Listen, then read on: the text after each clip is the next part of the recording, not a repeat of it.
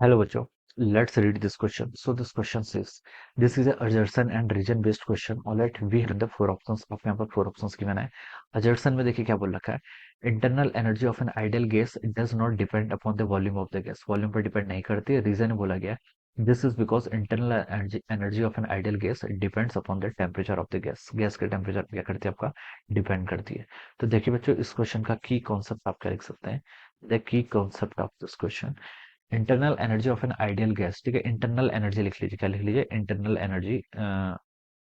Internal energy लिख लीजिए. चलिए ठीक है, internal energy will be the key concept of this question. ठीक है, इंटरनल एनर्जी देखिए बच्चों होती क्या है. इंटरनल एनर्जी देखिए आपके कॉन्स्टिट्यूएंट्स मॉलिक्यूल्स के कारण आती है. ठीक है, आइडियल गैस है. देखिए आइडियल गैस में क्या होता है, आपके लार्ज नंबर ऑफ क्या होते हैं, आपके मॉलिक्यूल्स हैं. ठीक है, गैस है, गैस में देखिए आपके ऐसे लार्ज नंबर के होंगे मॉलिक्यूल्स होंगे. आइडियल गैस के केस में देखिए हम क्या कंसिडर करते हैं, जो हमारे पॉस्टुलेट्स है काइनेटिक थ्योरी ऑफ गैसेस के पॉस्टुलेट्स में देखिए हमने देखा था कि आइडियल गैसेस के केस में देखिए जो आपस में मॉलिक्यूल्स होते हैं, जो क्या होते हैं यहाँ पर आपके मॉलिक्यूल्स होते हैं, ये आपस में एक दूसरे से क्या करते हैं, इंटरेक्ट नहीं करते हैं. क्या करते हैं? इंटरेक्ट नहीं करते हैं. ठीक है, इंटरेक्ट नहीं करते हैं. और हमने ये भी एज्यूम किया था, देखिए जो इसके एजम्पशंस थे, इसमें हमने ये एज्यूम किया था कि there is no any intermolecular forces. ठीक है, there is no intermolecular forces between the molecules of the ideal gas. Ideal gas के मॉलिक्यूल्स के बीच में क्या होता है, आपका कोई भी इंटरमॉलिक्यूलर फोर्सेस नहीं आता है. तो इसके कारण देखिए जो आपकी वॉल्यूम की डिपेंडेंसी थी वो नहीं होती है. क्या होती है यहाँ पे? There is no volume dependency. Ideal gas देखिए, जैसे हम आइडियल गैस इक्वेशन में हमने देखिए क्या करा था, PV is equal to nRT. इस इक्वेशन को हमने डिराइव किया था. तो इसमें हमने अजम्पशंस लेते कि there is no intermolecular forces.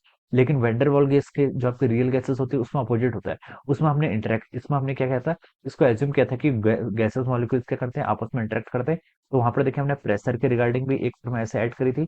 और V minus n b volume के रिगार्डिंग भी देखिए ये एक्स्ट्रा टर्म क्या करी थी, हमने ऐड करी थी, जो हमें ये रिप्रेजेंट कर रहे थे कि यहाँ पर क्या हो रहा है, इंटरेक्शन हो रहा है बिटवीन द मॉलिक्यूल्स. ठीक है, तो ये आपके यहाँ पर था आइडियल गैस इक्वेशन, यहाँ से ऐसे आ रही थी. ठीक है, तो ये आपकी क्या आ रही थी, this is the ideal gas equation.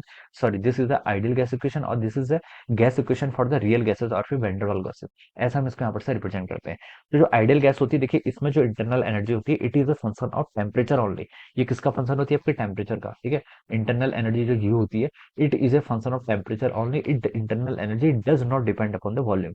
Real gases के लिए आपकी वॉल्यूम पर क्या करके डिपेंड करेगी, but not for the ideal gases. और या फिर आप इसको ऐसे डिफाइन कर सकते हैं, देखिए डिग्रीज ऑफ फ्रीडम के करस्पॉन्डिंग. अगर मान लीजिए आपके कोई मोनोएटॉमिक गैस है, क्या मोनोएटॉमिक गैस, मोनोएटॉमिक गैस के करस्पॉन्डिंग आपके क्या होंगे, कितने डिग्री ऑफ फ्रीडम होते हैं, 3 डिग्री ऑफ फ्रीडम होंगे. कितने? Three three three translational degrees of freedom होंगे. ठीक है, ये बता सकते हैं.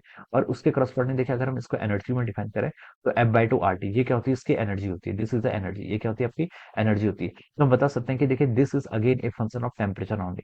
इसमें क्या होते हैं, जो आपके मॉलिक्यूल्स होते हैं इनके पास क्या होती है, ट्रांसलेशनल काइनेटिक एनर्जी होती है इन थ्री डायमेंशन में कहीं भी मूव कर सकते हैं. तो उसके करस्पॉन्डिंग हम बताते हैं कि जो आपके internal energy it is a function of temperature only.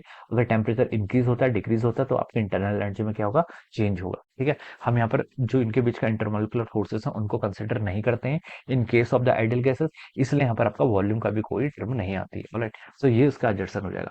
तो इसमें लिखा था कि internal energy of ideal gas does not depend upon the volume of the gas. तो बता सकते हैं एडजस्टन तो क्या है, बिल्कुल आपका करेक्ट है.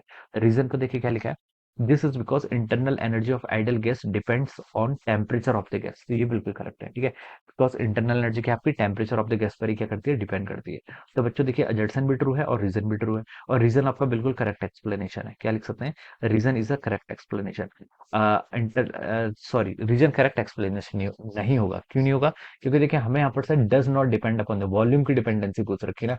पर आपको वॉल्यूम की डिपेंडेंसी बता रखी, नीचे आपको टेम्परेचर की.